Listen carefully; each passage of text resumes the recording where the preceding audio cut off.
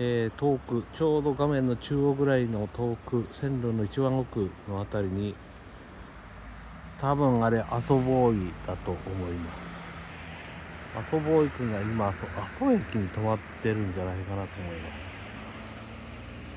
なんかライトがチラチラして、でも島まだあそこ歩いてるから、まだあそこにいるだけですよね。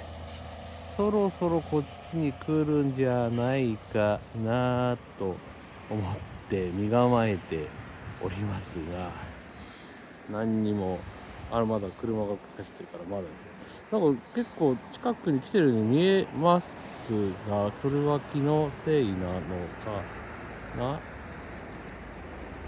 来てほしいと思ってるから来てるように見えてるのかな。でも近いよね。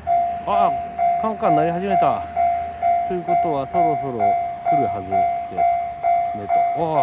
踏切がこちら降りました。さあこっちに向かってまいります。結構近づいてきましたね。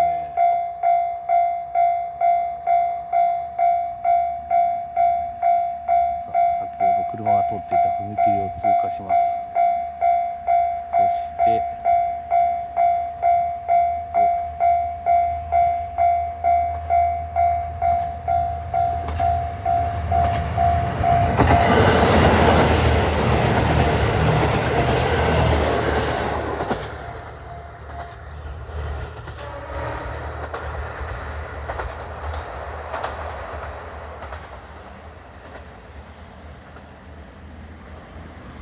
行っちゃいました。畑です。道路です。踏切です。